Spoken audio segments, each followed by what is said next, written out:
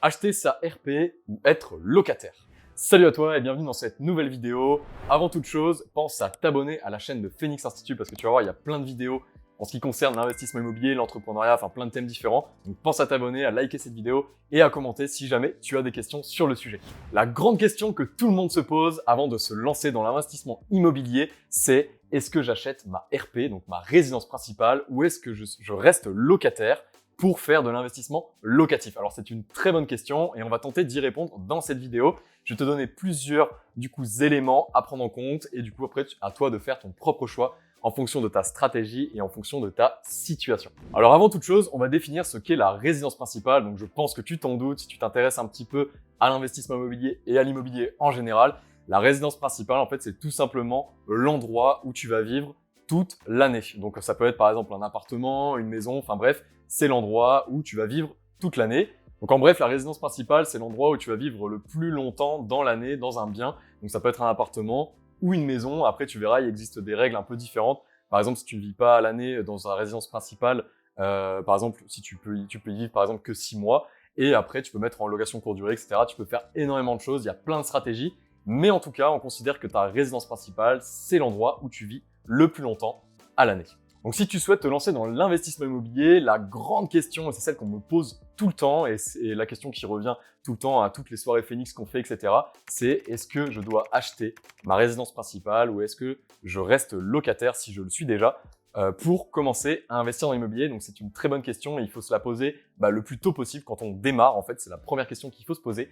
Donc on va tenter d'y répondre. Comme je te disais dans cette vidéo, je vais te présenter du coup deux cas. Donc le cas où je suis propriétaire de ma résidence principale et un autre cas où je suis locataire. On va comparer les deux, on va voir les avantages, les inconvénients et à la fin, je vais même te montrer un cas concret pour en fait tout simplement mettre en situation un petit peu ce que je vais dire dans cette vidéo et après ce sera à toi de faire ton propre choix. Après ce que je vais faire également c'est que je vais te raconter un petit peu mon histoire et je vais te raconter du coup comment moi je m'y suis pris quand j'ai démarré dans l'investissement immobilier il y a plusieurs années. Donc tu verras, je vais pas trop m'étaler là-dessus mais ça va te permettre d'avoir des premiers points de réflexion pour que tu fasses ton propre choix du coup pour est-ce que tu restes locataire ou est-ce que tu achètes ta résidence principale avant d'investir dans l'immobilier? Petit teasing, je suis encore locataire aujourd'hui, mais pourtant je suis propriétaire d'une vingtaine de lots immobiliers. Voyons ensemble maintenant les avantages et les inconvénients du coup des deux cas. Donc cas numéro 1, je suis propriétaire de ma résidence principale et le cas numéro 2, je reste locataire avant d'investir dans l'immobilier. C'est parti. Donc cas numéro 1, j'achète ma résidence principale avant d'investir dans l'immobilier locatif. Alors en fait, tout simplement, cette décision, elle t'appartient en général et c'est la décision que prennent la plupart des gens. Du coup, après, est-ce que c'est bien, est-ce que c'est pas bien? Ça, c'est libre à toi de voir en fonction de tes objectifs, en fonction de ce que tu veux faire dans l'investissement immobilier. Après, sache que du coup, tu vas t'endetter. Du coup, si tu souhaites acheter ta résidence principale avant ta résidence locative, et du coup, tu vas commencer à t'endetter dans l'immobilier et tu vas voir, il y a des avantages. Mais il y a aussi des inconvénients à cette situation, on va les voir dès maintenant. Donc en général, dans ce premier cas, donc acheter sa résidence principale avant d'investir dans un appartement ou un immeuble locatif, en fait, c'est en général ce qu'on a envie de faire parce qu'on a envie d'acheter sa maison, on a envie d'acheter son appartement, on a envie de se sentir chez soi, donc c'est complètement normal et ça, je te comprends si tu souhaites acheter ta résidence principale avant. Alors tu verras, il y a des avantages et des inconvénients, mais ce qu'on se dit entre nous, quand je parle du coup avec d'autres investisseurs ou d'autres personnes qui souhaitent investir dans l'immobilier, en général, ils me disent « mais j'ai pas trop envie de m'endetter en fait pour une résidence locative avant d'acheter ma résidence principale parce qu'après je vais être bloqué, je vais être trop endetté et du coup je vais être complètement bloqué le jour où je vais vouloir acheter ma résidence principale. Et moi, j'ai envie d'acheter ma résidence principale d'abord pour avoir mon chez moi et du coup c'est totalement compréhensible, mais tu vas voir. Du coup, je vais te présenter les avantages et les inconvénients et après, tu prendras ta propre décision. Et après, surtout, on verra le cas numéro 2 où tu restes locataire et tu verras, petit teasing, ça ne va pas forcément te bloquer. Donc, un avantage à avoir ta résidence principale avant ta résidence locative, le gros avantage en fait de cette situation-là, c'est que la banque adore les propriétaires de résidence principale. En fait, tu verras, le fait d'être propriétaire de ta RP, donc RP pour résidence principale, on va simplifier, en fait, la banque va adorer, elle va reconsidérer ce qu'on appelle ton scoring bancaire. Donc le scoring bancaire, c'est une sorte de note que te donne la banque en fonction de ton profil emprunteur. Et donc, du coup, si tu empruntes en ayant déjà acheté ta résidence principale, eh ben, c'est un gros point positif pour la banque. Donc, tout simplement, si jamais tu es déjà propriétaire et qu'aujourd'hui, tu as déjà acheté ton appartement ou ta maison dans laquelle tu vis, eh ben, du coup, c'est un point positif pour la banque. Par contre, du coup, gros point négatif, c'est que tu es déjà endetté. Donc, en fait, la banque va prendre en compte les mensualités que tu payes tous les mois à la banque pour ton endettement. Donc après, on définira ensemble ce qu'est l'endettement dans une vidéo que j'ai faite du coup pour te former à l'investissement immobilier. D'ailleurs, on en parle, donc si tu veux aller voir cette vidéo, c'est par ici.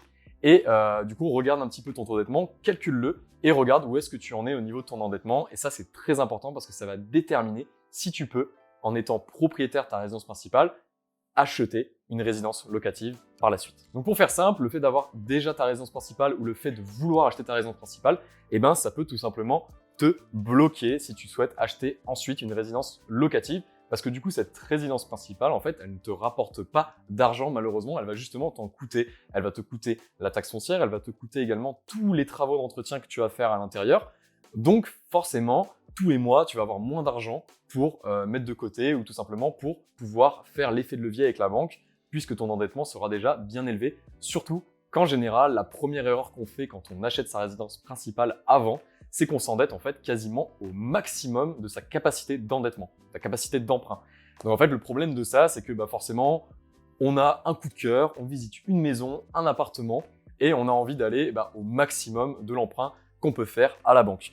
Et le risque de ça, c'est que en fait, on vient tout simplement amoindrir sa capacité d'emprunt et du coup, ce sera beaucoup plus difficile, voire impossible, d'acheter sa résidence locative dans un second temps.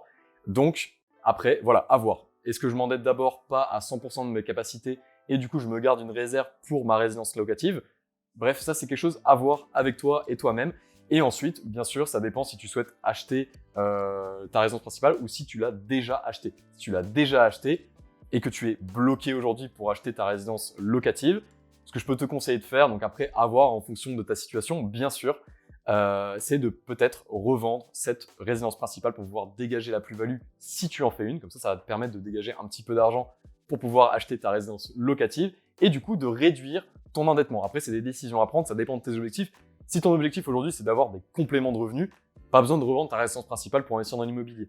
Si aujourd'hui, tu as déjà ta résidence principale et que tu décides aujourd'hui de commencer à investir dans l'immobilier, mais vraiment massivement, et que tu décides par exemple d'être rentier, là, peut-être qu'il va falloir faire un choix important, donc revendre ta résidence principale pour pouvoir acheter ta résidence locative par la suite. On passe maintenant au cas numéro 2. Donc, j'achète une résidence locative, j'investis dans l'immobilier avant d'acheter ma résidence principale. Donc, en fait, tout simplement, je reste locataire.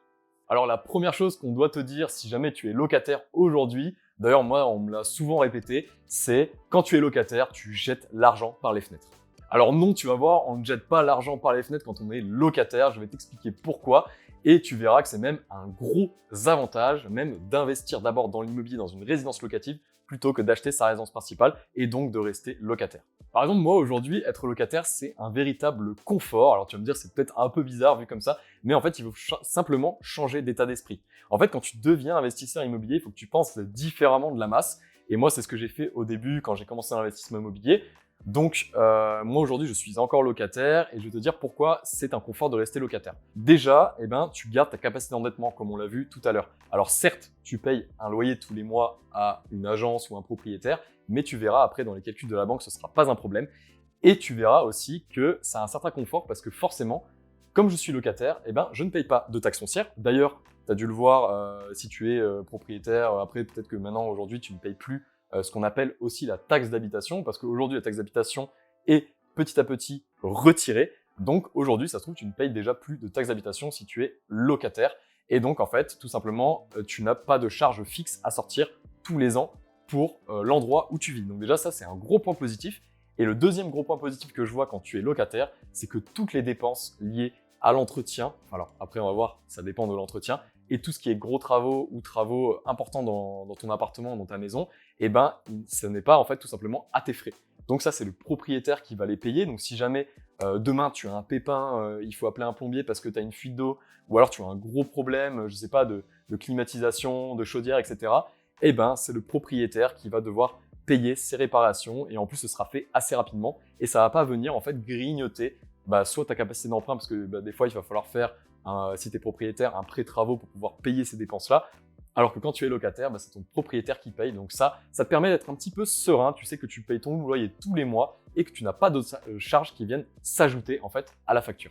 Donc on va commencer par les inconvénients du coup d'être locataire plutôt que propriétaire de sa résidence principale avant d'investir dans l'immobilier. Déjà, comme je te disais tout à l'heure, la banque aime bien les propriétaires de résidence principale. Donc si aujourd'hui tu es locataire, forcément elle va moins aimer ton profil. Après, tout dépend comment tu présentes ton investissement locatif à ta banque, on va le voir juste après. Mais voilà, c'est un petit point négatif sur ce qu'on appelle le scoring bancaire, donc ce que je t'ai défini au début de cette vidéo. Maintenant, on va passer au gros point positif d'être locataire plutôt que propriétaire de sa résidence principale avant d'investir dans l'immobilier. Déjà, la première chose, c'est que quand tu es locataire, tu restes en fait un prospect pour la banque parce qu'elle se dit que tu n'as pas encore acheté ta résidence principale ou d'investissement immobilier et du coup, elle est intéressée potentiellement par ton profil, donc te récupérer en tant que client. Et ça, c'est très important parce que si tu es un prospect pour la banque, on va plus facilement pouvoir négocier avec les banques, on va pouvoir plus facilement comparer les taux, tout ce qui est du coup lié à l'emprunt bancaire. Donc ça, c'est très important. Et si tu dois retenir une chose en termes d'avantage d'être locataire plutôt que propriétaire de sa résidence principale, c'est que tu peux en fait tout simplement faire passer par exemple ton premier investissement locatif en résidence principale. Et ça, c'est extrêmement puissant. D'ailleurs, c'est ce que j'ai fait moi quand j'ai commencé dans l'immobilier. Le premier appartement, le deuxième et le troisième, je vais t'expliquer comment j'ai fait. Ces 3 appartements-là que j'ai achetés, plus mon immeuble, en fait, je les ai passés en résidence principale. Alors, je vais t'expliquer pourquoi c'est un gros avantage. En fait, la banque, qu'est-ce qu'elle fait quand tu es locataire? Forcément, elle ajoute la charge que tu payes tous les mois, donc le loyer, à ton endettement. Mais par contre, si tu présentes un projet de résidence principale lorsque tu veux t'endetter pour acheter une résidence locative, donc ça après ça reste un petit secret, il faut le garder pour toi jusqu'au moment où tu as le prêt. Du coup, tu dis que tu vas emménager dans cet appartement, dans cet immeuble, etc. Après, tout dépend du projet. Il faut bien sûr que ça reste crédible. Donc, par exemple, si tu achètes un bien qui est à l'autre bout de la France et que ton boulot il est pas très loin de là où tu es locataire, forcément là la banque elle va se dire mais il y a un loup ou il y a un problème. Il faut que ça reste cohérent. Donc si jamais tu achètes à côté de chez toi, que c'est vraiment pas très loin, moi par exemple j'ai acheté jusqu'à 1 heure de chez moi, enfin 1 heure de mon lieu de travail. Donc en fait tout ça, ça peut rentrer en ligne de compte. Donc c'est absolument important que tu travailles ton histoire. Donc très important, ça il faut que tu le retiennes si tu démarres dans l'investissement immobilier, tu peux faire passer ton premier projet en tant que résidence principale, même si tu n'y vas pas y habiter. Donc ça, c'est très important. Donc ce qu'elle va faire la banque, c'est que si jamais tu es locataire, ça s'ajoute à ton endettement au niveau des charges locatives. Mais par contre, si tu présentes un projet en résidence principale, tout le loyer que tu payes tous les mois en tant que locataire, dans la projection, la banque ne va pas les prendre en compte. Donc en fait, en taux d'endettement, tu vas passer à 0 si jamais tu n'as pas d'autres emprunts, tu n'as pas d'autres crédits. Et du coup, forcément, tu vas pouvoir emprunter plus facilement.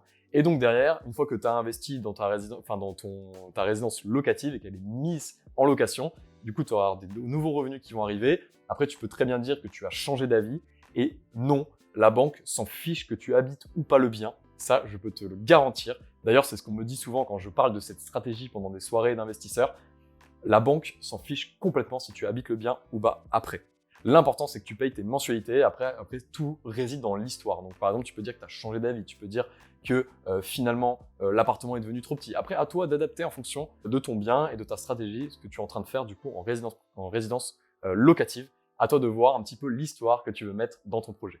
Et encore mieux, si tu veux investir dans les immeubles de rapport. Donc, petit rappel, les immeubles de rapport, c'est tout simplement des biens en monopropriété. Donc, tu es l'unique propriétaire de l'ensemble immobilier et tu as souvent plusieurs appartements, plusieurs lots à l'intérieur. Donc moi, c'est ce que j'ai fait pour ma dernière acquisition en nom propre. J'ai dit à la banque en fait tout simplement que j'allais habiter au dernier étage de mon immeuble et j'ai 2 autres appartements et un garage dans cet immeuble, dans le même immeuble. Et je leur ai dit qu'en fait tout simplement, les autres lots, une fois qu'ils seront loués, ça va me permettre de payer la mensualité et toutes les charges liées à ma résidence principale qui sera dans l'appartement du dernier étage.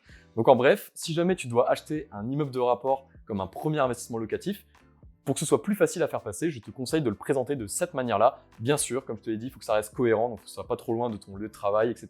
pour que vraiment la banque, que ce soit crédible pour la banque tout simplement.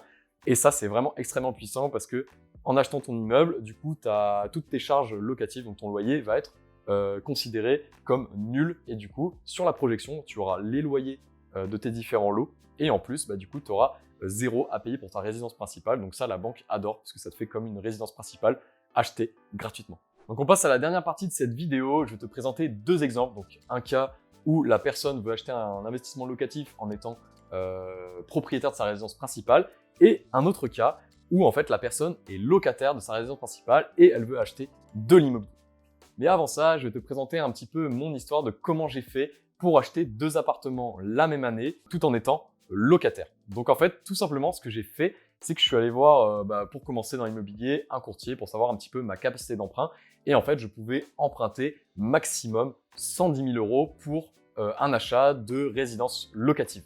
Donc, ce que j'ai fait, c'est que j'ai trouvé un bien donc à 85 000 € maximum. Donc, c'était un T4 que j'ai mis en location. Je l'ai fait passer à la banque en tant que résidence principale. Donc, ça m'a permis d'emprunter assez facilement pour ce premier bien. Et ensuite, une fois que j'avais mis en location 6 mois après cet appartement, je suis retourné aller voir la banque pour un deuxième appartement. Et cette fois-ci, je l'ai acheté 105 000 €. Donc, en fait, en globalité, j'ai investi 190 000 € la même année pour 2 appartements que j'ai fait passer du coup en résidence principale. J'ai dit tout simplement que je changeais d'avis sur la première résidence et sur la deuxième résidence principale. Du coup, je l'ai mis également en location dans la foulée. Ça n'a pas posé problème à la banque puisque j'avais de nouveaux revenus qui rentraient. Donc en fait, en appliquant cette stratégie-là dans la même année, j'ai pu en fait tout simplement emprunter 190 000 € d'immobilier au lieu de 110 000 € qui étaient prévus du coup par le courtier parce que c'était ma capacité d'emprunt. Bon, j'étais en CDI, je gagnais 1 600 € par mois, donc en fait, quand tu fais les calculs, tu te rends compte que normalement, je ne pouvais pas acheter un bien à 190 000 €. Mais le fait d'avoir fait cette stratégie en 2 fois, ça m'a permis d'investir plus rapidement et plus facilement. D'ailleurs, si ça t'intéresse de voir quelques-uns de mes investissements immobiliers, je t'invite à t'abonner, à liker cette vidéo et à aller voir les autres vidéos disponibles sur la chaîne de Phoenix Institute parce que je présente un petit peu des immeubles, voilà, des lots qu'on a rénovés, etc. Donc si ça t'intéresse, pense à aller jeter un petit coup d'œil. Alors maintenant, on va voir le cas concret du coup de Bertrand. Alors je vais lui donner un prénom, comme ça ce sera plus simple pour toi de comprendre un petit peu comment ça fonctionne. Alors Bertrand, aujourd'hui, il est en CDI, il gagne 1 600 € par mois et aujourd'hui, il veut investir dans l'immobilier, donc il veut acheter un appartement pour en fait tout simplement le mettre en location, se créer un patrimoine et se créer un complément de revenus. Donc Bertrand, il n'a pas de charge ni de crédit sur le dos pour l'instant. Il démarre avec une situation assez saine parce que tu vois, il est en CDI, il n'a pas de charge de crédit, donc ça c'est le top. Et du coup, il a une capacité d'emprunt de 115 000 € sur 25 ans. Donc je te mets le visuel pour que tu aies les chiffres du coup directement affichés à l'écran. Après, si tu veux les détails sur les calculs, n'hésite pas à poser la question en commentaire ou à regarder la vidéo dans laquelle j'explique les différentes façons de calculer l'endettement par exemple.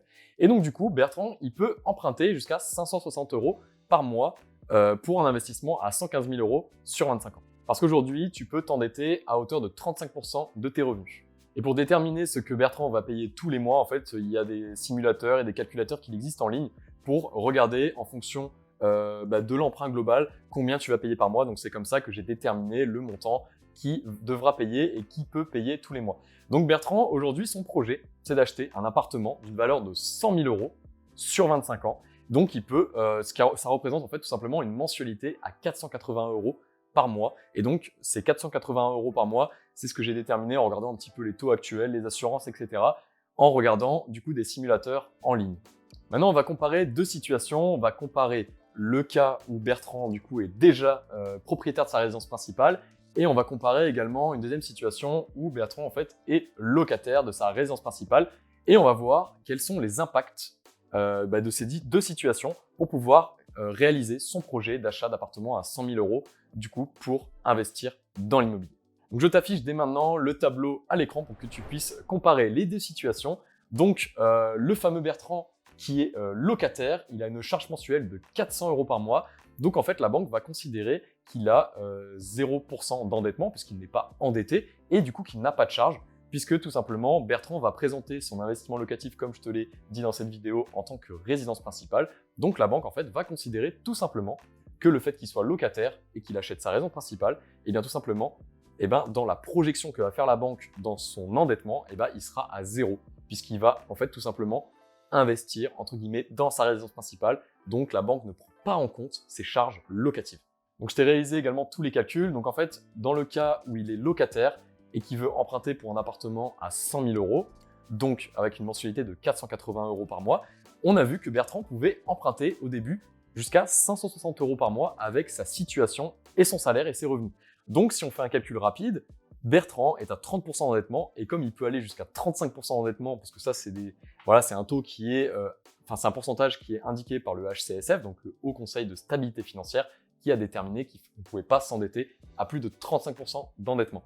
Et donc là, si on prend cette situation-là où Bertrand est locataire et qu'il achète, entre guillemets, pour sa résidence principale, mais en fait c'est un investissement locatif, eh bien il peut le faire puisqu'il est que à 30% d'endettement et donc du coup le projet est réalisable. Dans le deuxième cas où Bertrand est déjà propriétaire de sa résidence principale, eh bien tout simplement, comme il y vit, la banque va considérer cet emprunt comme une charge. Donc là, on va imaginer que Bertrand a acheté un T2 à 80 000 € sur 25 ans et donc ça représente une mensualité à 385 € par mois. Donc ça, pareil, je l'ai déterminé avec des simulateurs en ligne. C'est une simulation, c'est pour que tu te rendes compte un petit peu des calculs. Et donc du coup, Bertrand, on avait vu qu'il pouvait aller jusqu'à 560 € par mois pour s'endetter. Donc aujourd'hui, la banque considère qu'il est à 385 € par mois. Donc en fait, il lui reste une capacité d'endettement à 175 € par mois. Donc si tu regardes un petit peu le tableau que je te remets du coup sur la vidéo, en gros, la banque va considérer, contrairement au moment où il était locataire, au cas où il était locataire, elle va prendre en considération les 385 € par mois comme une charge mensuelle. Et donc du coup, le taux d'endettement de Bertrand au niveau de la banque avant son projet d'achat de résidence locative, il est déjà à 24% d'endettement. Donc qu'est-ce que fait la banque quand tu veux acheter un appartement ou une maison ou un immeuble, peu importe, que tu veux mettre en location et que tu es déjà propriétaire de ta résidence principale, elle va considérer, elle va faire une projection donc avec ton taux d'endettement actuel et le nouveau taux d'endettement avec l'achat que tu vas faire. Alors là, le problème, c'est que tu as vu que Bertrand en fait va dépasser le taux d'endettement maximum de 35%. Donc là, il est à 54% si on prend en considération sa résidence principale qui rembourse tous les mois, plus ce qu'il va rembourser et ce qu'il va devoir rembourser pour son investissement locatif. Donc là, tu vois que dans le deuxième cas où Bertrand est propriétaire et qui veut, propriétaire de sa résidence principale et qui veut investir dans l'immobilier, le problème c'est que là, il est bloqué, il peut même pas faire passer du coup son projet en tant que résidence principale parce qu'il est déjà propriétaire de sa résidence principale et donc du coup, la banque elle va du coup prendre en compte dans les charges. Donc là, tu vois que dans le deuxième cas, Bertrand est bloqué, il ne peut pas réaliser son projet d'investissement locatif.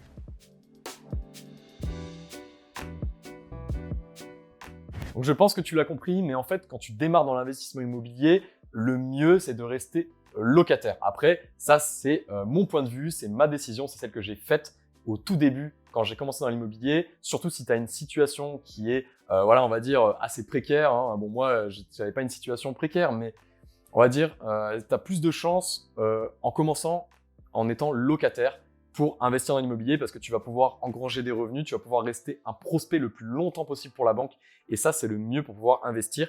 Et comme je te l'ai dit, donc avec les cas concrets que je t'ai montré avec Bertrand, quand tu restes en fait tout simplement locataire, tu peux faire passer ton projet en résidence principale. Donc ça, tu peux l'utiliser au début pour pouvoir emprunter plus facilement et pour pouvoir avancer dans l'investissement immobilier. Donc ça, c'est quand même quelque chose de très important.